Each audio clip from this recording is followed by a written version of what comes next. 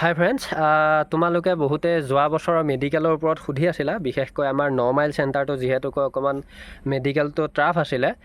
চ' তাৰ ওপৰতে আজি মই মোৰ বন্ধুজন যিজনে যোৱা বছৰ মেডিকেল দিছিলে 9 মাইলত, কিন্তু তাৰ বেড লাক নকনি থকাৰ বাবে সি আনফিট হৈছিলে। কিন্তু তাক মই আজি অলপ 9 মাইলৰ মেডিকেলটোৰ ওপৰত সুধিম, তোমালোকৰ আগতে ভিডিঅ'টোতে কৈ দিব, আৰু লগতে তাৰ নকনিটো কেনেকুৱা প্ৰব্লেম আছিলে সেই প্ৰব্লেমখিনি তোমালোকক অলপ দেখুৱাই দিম। চ' তোমালোকে ভিডিঅ'টো শেষলৈকে চালে কথাখিনি বুজি পাবা। তো এয়া মোৰ লগৰ, আমি যোৱা বছৰ দুইজনে একেলগে ৰানিং কৰিছিলোঁ আৰু এইবাৰো কৰি আছোঁ। তো তুমি কৈ দিয়া যে যোৱা বছৰ মানে কেনেকুৱা হৈছিলে মেডিকেলটো 9 মাইলত? কেনেকুৱা হৈছে মেডিকেলটো ইমান টানো নহয়, ইমান সহজো হোৱা নাই। এনেও তোমালোকে গম পাইছে যে গোটেইকেইটা চেণ্টাৰৰ ভিতৰত 9 মাইলত অকণমান টান কৰিছে, মোৰ নকনিত ধৰিছে। বাকী তোমালোকে যদি চেষ্টা কৰা তেতিয়াহ'লে মানে পাছ কৰি গুচি যাবাগৈ। খালি হেৰি আছে, এয়া মোৰ বুকু গাঁত চাইছে, তাৰপিছত আকৌ নকনি চাইছে, তাৰপিছত হেৰি কি আছে কালা হেৰি বুলি কয় যে এইটো পিছফালে কি আছে তোমাৰ ভেৰিক'জ বেঞ্চ চাইছে, তাৰপিছত আকৌ মানে গোটেইখিনি মানে চাইছে আৰু খালি মানে তাৰ বিশেষকৈ কি হৈছিলে, ৰাজহাড়ডালৰ কাৰণে চাইছিলে ন? ৰাজহাড়ডাল চোৱাৰ কাৰণে তুমি কি কৰিছিলা? তাৰপিছত হেৰি কৰিছে, আমাৰ হেৰিটা 30টা ল'ৰা আছিলে, 30টা ল'ৰাৰ ভিতৰত 7টা এয়া ৰাজহাড় ধৰিছে আৰু মোক সিহঁতক ৰাজহাড় ধৰিছে, মোক আকৌ নকনি আৰু ৰাজহাড় দুটাত হেৰি ৰিমেডিকেল দিছে। ৰিমেডিকেল দিয়াৰ পিছত আকৌ ৰিমেডিকেল দিয়াৰ পিছত আকৌ নেক্সটকৈ আকৌ এক্সৰে কৰিছে। এক্সৰে কৰোঁতে এবাৰ বুকুখন কোৱা নাই, গোটেই ফুল বডি কৰিছে।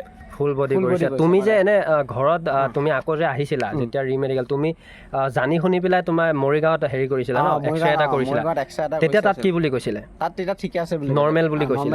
তাৰপিছত ইয়াত নৰ্মেল বুলি কোৱাৰ পিছত যেতিয়া তাত কৰিছিলে সেইটোতো নৰ্মেল ওলাইছিল, তেতিয়া ঠিকে আছে। খালি তোমাৰ নকনিটোৰ প্ৰব্লেম আছিলে ন?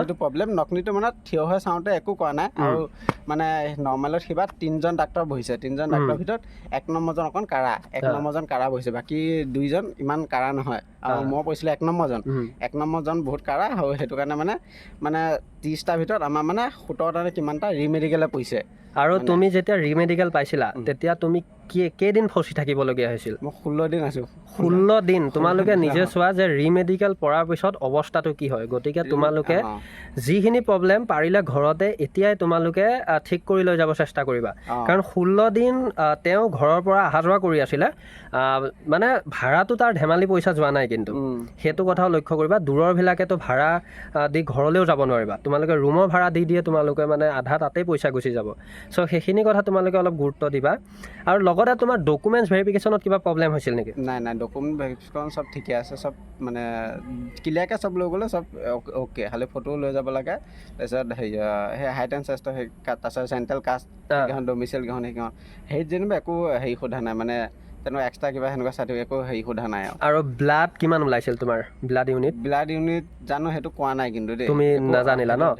তাৰপিছত এনেতো তোমাৰ প্ৰেছাৰ চুগাৰ এইবিলাকতো একো প্ৰব্লেম তাত অহা নাই? যেতিয়া মানে মেডিকেল কৰিলে, মেডিকেল কৰাৰ পিছত তাৰপিছত যেতিয়া মানে ৰিজাল্ট দিয়া সময়ত তেতিয়া ডক্টৰে মাতে নহয়, নিজ চকীখনত বহাই লৈ পেলাই মোক ধুনীয়াকৈ কৈছে, তোমাৰা বোলে 2 মে ৰিমেডিকেল হোৱা হে। তাৰপিছত মই সুধিছোঁ বোলো কিসমে তাৰপিছত কৈছে তোমাৰা নকনি হে, আৰু তোমাৰা পিছ মানে সেইডাল দেখাই দিছে যে তোমাৰ সেইডাল অকণ বেকা আছে বুলি কৈছে, মানে হিন্দীত কৈছে সেইডাল অকণ বেকা হে, তেৰা হে বুলি কৈছে। তাৰপিছত আৰু তোমাৰ ৰিমেডিকেল দিয়া হওঁ ফিৰ দেখ লেনা উধাৰ। তাৰপিছত আৰু তেতিয়া ৰিমেডিকেল দিলে, ৰিমেডিকেল দিয়াৰ পিছত তাৰপিছত এতিয়া আকৌ ৰিমেডিকেল কৰাৰ পিছত আকৌ হেৰি কৰিলোঁ, তাৰপিছত আকৌ এবাৰ আকৌ হস্পিটেলত পেলালে, মানে সিবাৰ আকৌ ৰিমেডিকেল 2টা ঠাইত গৈছে, হেৰিত এয়া চেণ্টাৰত, মানে সেই নৰ্মেল চেণ্টাৰত।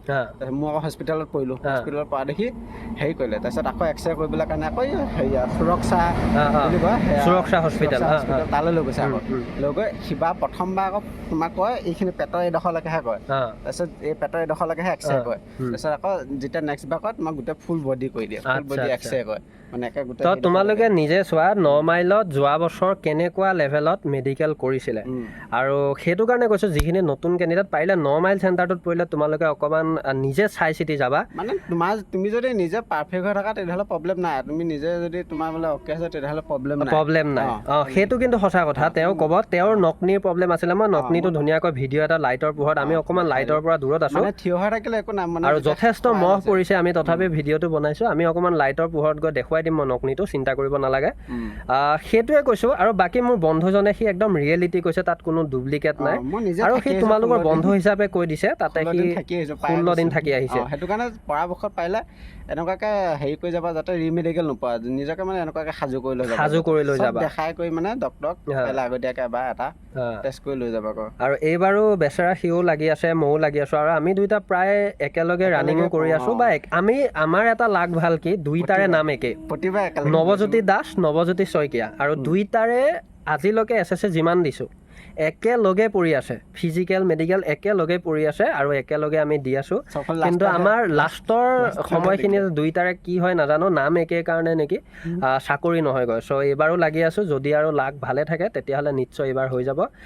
তোমালোকে ভিডিঅ'টো চাবা আৰু লগতে মই তেওঁৰ পৰা আৰু দুটামান ভিডিঅ'ত মই ভাল অলপ দিনত ভিডিঅ'কেইটা দিব চেষ্টা কৰিম।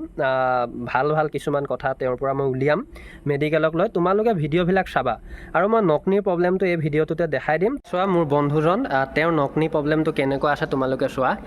এয়া দেখিছানে, মই তোমালোকক দেখুৱাই দিছোঁ চোৱা।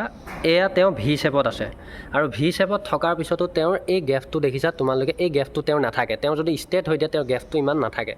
আৰু যেতিয়া তেওঁ নৰ্মেল, এতিয়া নৰ্মেল হ'ব, নৰ্মেল হৈ দিয়া তুমি, এইটো নৰ্মেল হ'লে চোৱা, এই নৰ্মেল হোৱাৰ পিছত তেওঁৰ গেপটো দেখিছানে সম্পূৰ্ণ লাগি আছে, যিটোৰ কাৰণে যোৱা বছৰ তেওঁ ৰিমেডিকেল পায়ো আনফিট হ'ল। আৰু তাৰ লগতে এটা তেওঁ মোক ক'লে যে তেওঁৰ এনেকুৱা যেতিয়া থিয় হৈ পেলাই তেওঁক চাইছিলে তেতিয়া একো মানে স্কেল মৰা নাছিলে, কিন্তু যেতিয়া তেওঁক শুৱাই লৈ চাইছিলে, শুৱাই লোৱাৰ পিছত এনেকুৱা 5 ইঞ্চি চাইজৰ এটা গুটকা, কাঠৰ গুটকা এটা তেওঁৰ সেই গেপ নথকা জেগাত সুমুৱাই দিছিলে, মানে জোখ চাইছিলে। জোখ নহয়, এনেকৈ পেলাই মাৰিছে, এইডোখৰ পৰা এনেকৈ পেলাই টানি লৈ গৈছে।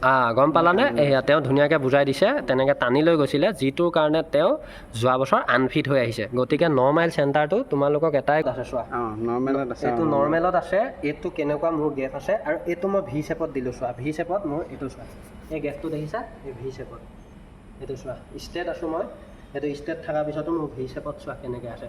গতিকে এইটো